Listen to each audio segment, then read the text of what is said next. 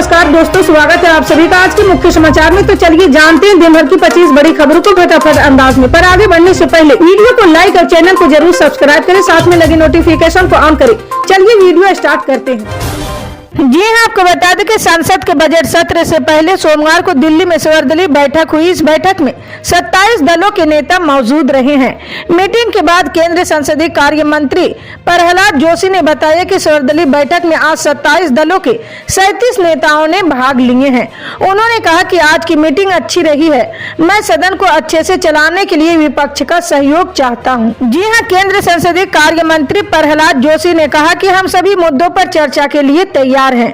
सर्वदलीय बैठक में कांग्रेस की अनुपस्थिति पर प्रहलाद जोशी ने कहा कि कांग्रेस की तरफ से बताया गया कि सभी नेता कश्मीर में और वहां से कुछ फ्लाइट लेट हो गए हैं, लिहाजा पार्टी कल उनसे मिलकर सरकार के सामने अपनी बातें पेश करेगी।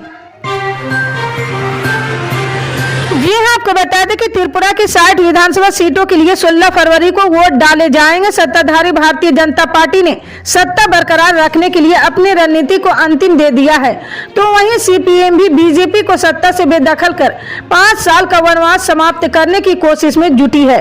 सीपीएम के साथ गठबंधन कर कांग्रेस भी चुनाव मैदान में है। वहीं पश्चिम बंगाल की सत्ताधारी तृणमूल कांग्रेस भी ताल ठोक रही है। जी हाँ, जैसे जैसे मतदान की तिथि करीब आती जा रही वैसे वैसे चुनाव प्रचार जोर पकड़ता जा रहा है। 2018 की विधानसभा चुनाव में बीजेपी ने सीपीएम का किला ध्वस्त कर दिया था। सीपीएम इस बार कांग्रेस के साथ गठबंधन कर चुनाव मैदान में उतरी है। जानकारी के मुताबिक सीपीएम 45 सीटों पर अपने उम्मीदवार उतार रही है, जबकि कांग्रेस 13 सीटों पर लड़ेगी।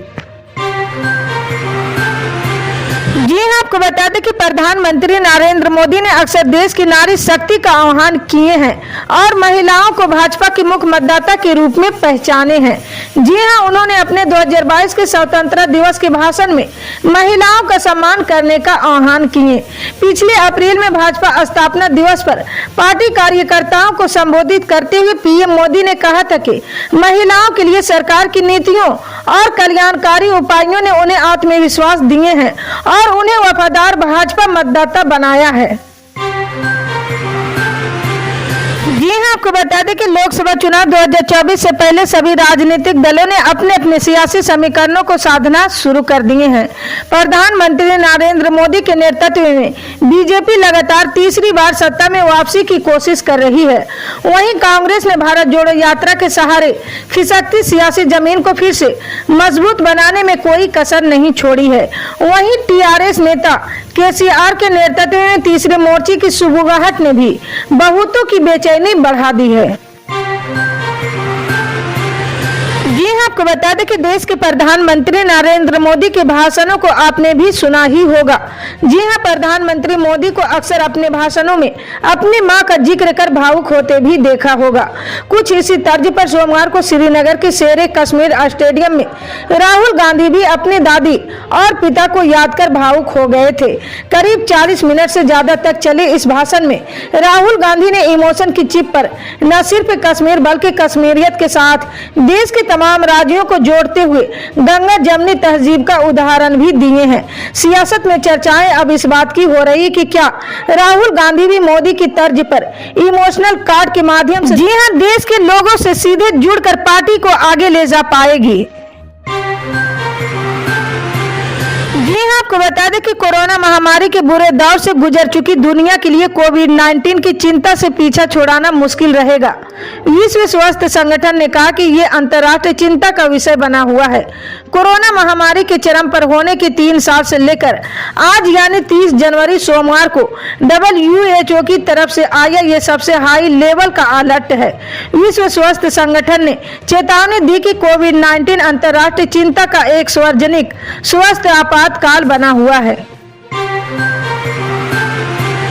जी हाँ, आपको बता दें कि मिशन गुजरात में आम आदमी पार्टी को भले ही कोई बड़ी कामयाबी नहीं हासिल हुई हो, लेकिन आम आदमी के राष्ट्रीय संयोजक और दिल्ली के मुख्यमंत्री अरविंद केजरीवाल का हौसला बुलंद है। उन्होंने गुजरात में अभी से भविष्य की तैयारी शुरू कर दी है।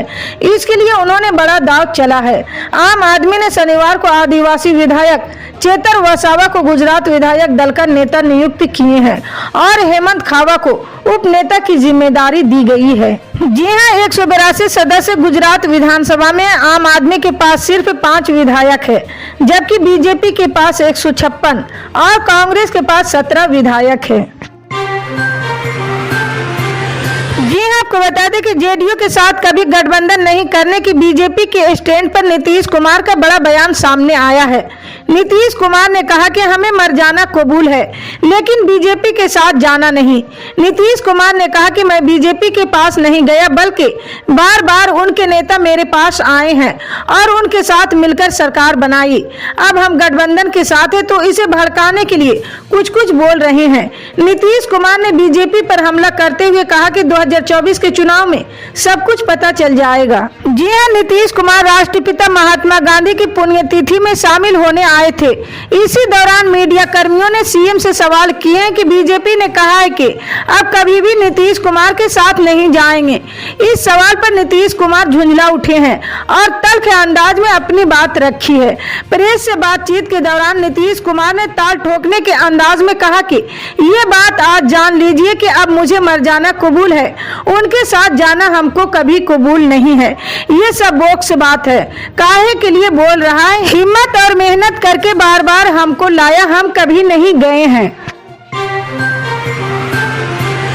जी हां, आपको बता दें कि दिल्ली के मुख्यमंत्री और आम आदमी पार्टी के संयोजक अरविंद केजरीवाल ने कहा कि दिल्ली में अब प्रदूषण की रियल टाइम मॉनिटरिंग होगी। राजधानी में ये व्यवस्था की गई कि कब किस वजह से कितना प्रदूषण है और उसी हिसाब से कदम उठाए जाएंगे। इस दौरान उन्होंने दिल्ली में प्रदूषण की वजहों का जिक्र करते हुए कहा कि सर्दियों में रात के समय सिक्योरिटी गार्ड और ड्राइवर आदि आग जलाकर हाथ सेकते हैं, इससे भी हवा खराब होती है। उन्होंने कहा कि दिल्ली के प्रदूषण में 1/4 और 5वां हिस्सा इसका होता है।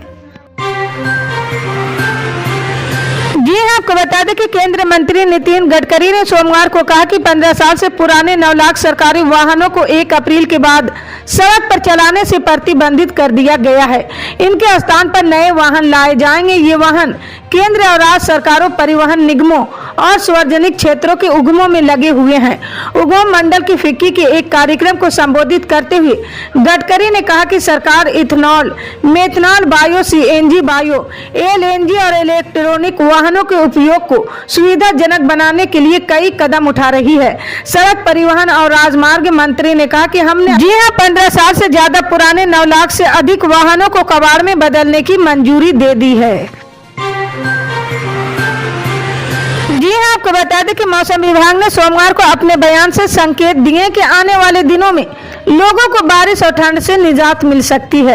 आईएमडी के वैज्ञानिक डॉक्टर नरेश कुमार ने बताया कि 29 जनवरी को देश के कुछ हिस्सों में जो बारिश हुई थी उसका कारण पश्चिमी विक्षोभ था।